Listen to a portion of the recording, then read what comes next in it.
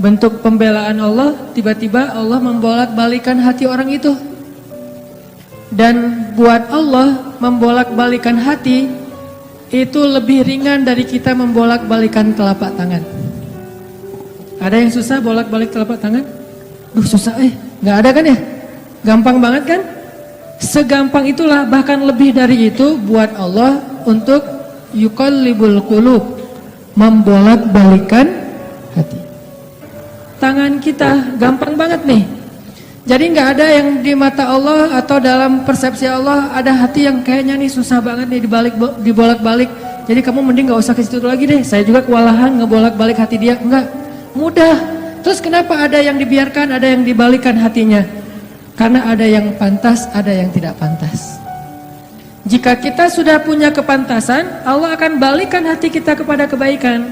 Allahumma habbib ilainal iman wa zayyinhu fi qulubina wa karrih ilainal kufra wal fusuqa wal isyan waj'alna minar rasyidin. Hafal doa itu? Nanti cari di YouTube lah ya. Ya Allah, jadikan kami cinta kepada amal soleh dan jadikan rasa cinta itu indah di dalam hati kami. Jadikan kami benci kepada dosa dan jadikan kami termasuk orang-orang yang mendapat petunjuk. Allah bolak-balikan. Gitu juga dengan hati calon mertua. Gimana pun dia ngeblok, nggak boleh masuk lah, gerbangnya digembok segala macam. Cuma gerbang. Mau 1000 lapis gerbang, kalau hatinya dibalikin, hilang semuanya tuh. Gampang banget kan?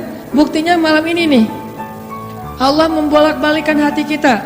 Yang tadinya punya macam-macam rencana pada malam minggu, akhirnya Allah balikan hatinya, udah ke Masjid Agung aja deh. Bukan karena saya, bukan karena pemuda hijrah, bukan karena teman-teman panitia, tapi karena Allah mengikat hati kita, mengarahkan hati kita untuk bisa datang ke masjid. Sehingga ribuan anak muda tiba-tiba memakmurkan dan meramaikan majelis ilmu. Kalau di ribuan orang aja bisa Allah bolak-balikan hatinya, apalagi cuma satu orang. Ya, ada berapa ribu sekarang?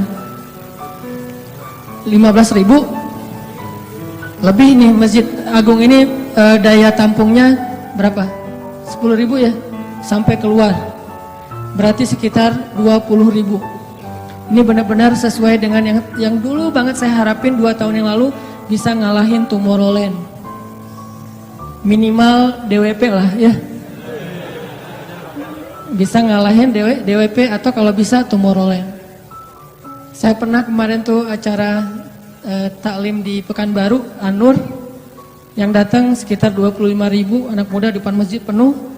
Malam yang sama ada acara juga di mall, tapi acaranya sepi, yang taklimnya ramai. Masya Allah. Habis itu baru ke mall. Tetap aja sama-sama ramai. Intinya teman-teman, mudah buat Allah. Sama kayak Allah membolak-balikan hati Nabi Muhammad, mertuanya Ali bin Abi Thalib. Padahal udah yang datang itu kurang keren apa coba? Abu Bakar. Secara fisik terkenal Abu Bakar itu orangnya putih, nggak terlalu gemuk, jadi badannya tuh bagus. Terus orangnya dermawan, akhlaknya paling mulia, dan nggak pernah syirik sejak zaman jahiliyah. Di antara sahabat Nabi yang nggak pernah melakukan dosa syirik sejak zaman jahiliyah, Ali dan Abu Bakar. Malah Abu Bakar tuh waktu kecil pernah diajak sama ayahnya untuk nyembah patung. Begitu ayahnya selesai ibadah nyembah patung pergi, itu patung diludahin sama Abu Bakar, dilemparin kotoran sama Abu Bakar. Apa sih lo patung doang masa disembahin? Kalau lo bisa balas gua, coba lo balas, dilemparin. Ternyata nggak balas. Dari kecil juga Abu Bakar itu udah nggak pernah syirik. Orang yang sangat terjaga, hanif. Dan julukannya juga sama dengan julukan Nabi Ibrahim, Siddiq. Wadhkur fil kitab Ibrahim innahu kana siddiqan nabiyya. Ibrahim Siddiq, Abu Bakar Siddiq, sama nih. Bahkan Nabi sering membandingkan Abu Bakar sama Ibrahim. Engkau wahai Abu Bakar seperti Ibrahim, engkau wahai Umar seperti Musa. Ya iyalah Umar ya. Musa kan gak sengaja noel orang langsung meninggal kan ya. Melihat Bani Israel agak ramai gitu, lagi mau gelut sama orang Kipti. Karena Musa kasihan kepada Bani Israel yang lemah, Akhirnya dia cuma ditakol dikit lah si orang Kipti ini teh. Apaan sih lo? Meninggal. Belum diginiin, baru gini doang coba. Jadi kalau dulu ada ultimate fight, kayaknya Musa tuh juara bertahan tuh. Nah kalau di zaman Nabi, orang kayak Musa, Umar. Jawara, Quraisy. Kalau ada yang macam-macam sama Umar, lo berani sama gua. Nih lo lihat nih. Nggak ada yang berani sama Umar. Kalau lo pengen istri lo jadi janda, anak lo jadi yatim, lo tunggu gua di belakang gedung itu. Gedung, bukit. Nggak ada gedung dulu teh. Nggak ada yang berani nungguin Umar, lancar aja tuh hijrahnya. Artinya Abu Bakar tuh sering dibandingkan kayak Ibrahim. Terus dengan Nabi akrab banget tuh Abu Bakar. Jadi kayak soulmate-an berdua tuh. Belum dapat risalah Islam juga, Nabi itu kalau jalan sama Abu Bakar, jalan yuk kemana? Ngopi, kalau bahasa kita teh ngopi sama Abu Bakar berdua. Dari zaman sebelum Islam juga Nabi itu dalam tanda petik udah sering ngopinya sama Abu Bakar. Coba, enak nggak nolak teman ngopi kita? Agak susah kan? Dia ngajak kemana? Nggak enak kan nolaknya? Ya udah gua datang gitu. Ali ngerasa, wah nih yang datang nih saingan berat nih. Pernah bersaing dengan orang kayak gini? Pernah, cuman sering kalah. Nggak ada saingan juga masih ditolak ya, apalagi ada saingan.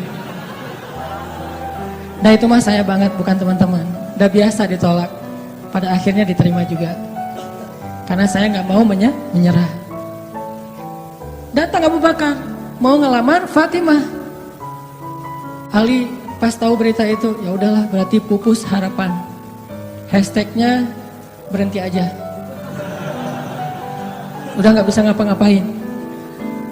Tidak lama kemudian setelah Abu Bakar lama di rumah Nabi terus pulang, Ali merhatiin wajah Abu Bakar, nih wajah diterima atau wajah ditolak nih. Ternyata dapat kabar Abu Bakar ditolak sama Nabi. Yes, kata Ali. Abu Bakar ditolak sama Nabi. Cuman sisi lain, Ali makin gak pede. Kalau Abu Bakar aja ditolak, siapa saya? Bahkan lebih ditolak lagi. Jangan-jangan belum sampai di pintu juga, udah Ali pulang aja deh. Abu Bakar aja ditolak. Yang kurang apa coba? Akhlak luar biasa, agama terbaik, bahkan umat Islam paling baik imannya tuh. Dan amal solehnya Abu Bakar, nggak ada tandingan lah. Mau ngelihat surganya di akhirat, orang kaya di dunia dan kaya di akhirat tuh Abu Bakar tuh. Ada orang yang di dunia miskin, di akhirat kaya. Di akhirat miskin, di dunia kaya. Kalau Abu Bakar, dunia akhirat kaya. Surganya Abu Bakar tuh dikelilingin sama Jibril. Jadi Jibril lagi pengen ngukur surganya Abu Bakar, terbang setahun. Udah setahun terbang, itu baru di pinggirnya surga Abu Bakar. Belum sampai ke tengah. Padahal Jibril itu kecepatannya lebih tinggi daripada kecepatan cahaya. Bayangin, udah setahun perjalanan cahaya baru di pinggir surganya Abu Bakar. Belum juga masuk, belum sampai ke alun-alunnya surga Abu Bakar. Baru juga perbatasan coba. Kurang apa Abu Bakar? Ditolak sama Nabi. Duh, makin gak pede, kata Ali. Cuma gak pakai bukan orang Sunda soalnya. Gak lama kemudian datang lagi cowok keren, jawara Mekah, Umar datang. Assalamualaikum. Suaranya agak-agak gitulah. Walaupun susah nirunya, cempreng soalnya. Assalamualaikum. Waalaikumsalam, kata Nabi datang. Pas diintip sama Ali, tanya-tanya ke teman-temannya, ada berita apa nih trending topik? Ternyata trending topik di Twitter, Umar melamar Fatimah. Wah, rame lagi viral di mana-mana. Makin, aduh, saingannya berat-berat gini, nggak ada yang di bawah saya gitu yang datang, biar saya agak-agak pede gitu. Ternyata Umar pulang juga ditolak lagi sama Nabi. Ali yes, tapi tuh gimana ya kalau Umar aja ditolak, yang paling kuat bisa menjaga Fatimah banget kan. Kalau ada apa-apa Fatimah tenang aja, ada gua. Naik motor berdua sama Umar gitu kan zaman kita mah ya. Sengaja nggak bawa jas hujan. Kalau udah hujan buka baju kasih ke ceweknya, nggak pakai baju memotoran.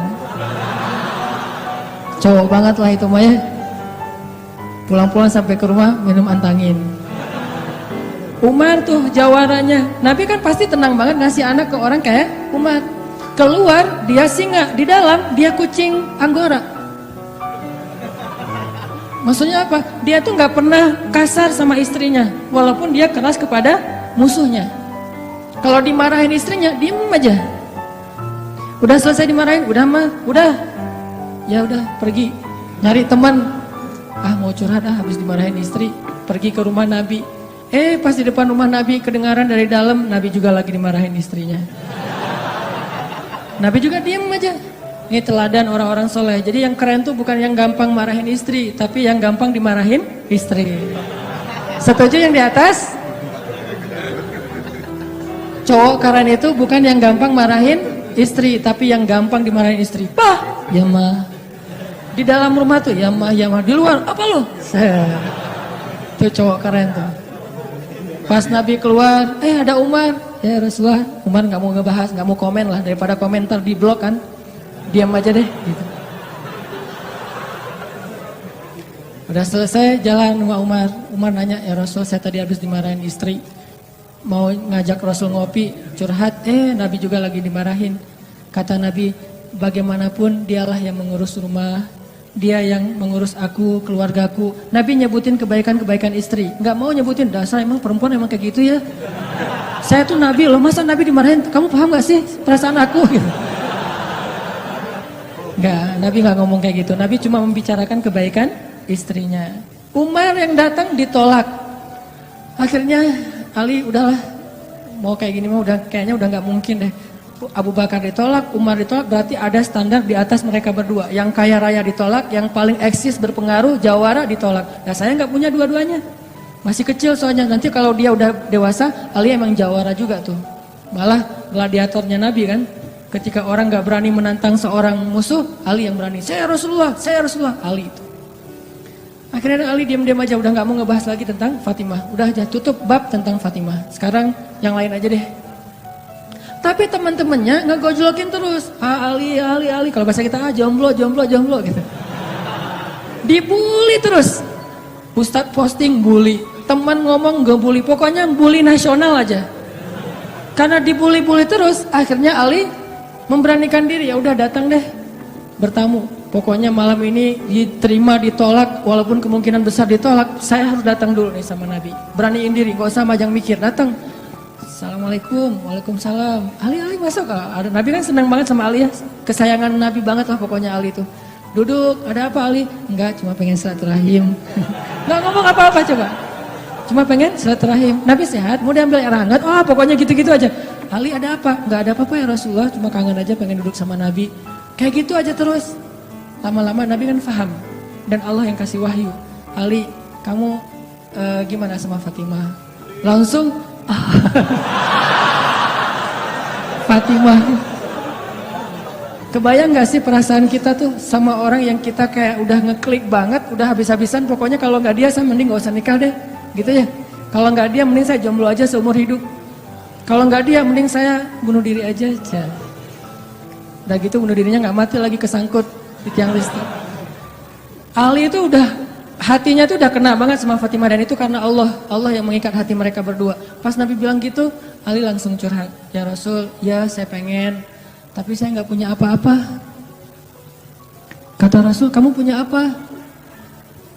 Saya di rumah tuh cuma punya 3 barang. 1 pedang, 1 onta, 1 baju besi. Nggak punya emas, nggak punya apapun. Kata Nabi, kalau pedang kamu butuh untuk berperang. Onta kamu butuh untuk mengangkut air. Ya udah deh baju besi aja. Bawa ke sini baju besinya untuk jadi mahar buat Fatimah. Beneran Rasul baju besi? Itu bajunya besi loh Rasulullah, bukan yang tangan kayak gitu apa cincin. Gak apa-apa kata Rasulullah. Keluar Ali, Allahu Akbar, Allahu Akbar. Orang-orang pada heboh. Langsung muncul lagi trending topik hashtag Ali diterima. Coba kata Nabi, wahai Ali, bergembiralah, berbahagialah. Sesungguhnya sebelum aku menerima kamu, Allah sudah menikahkan kamu dengan Fatimah di langit.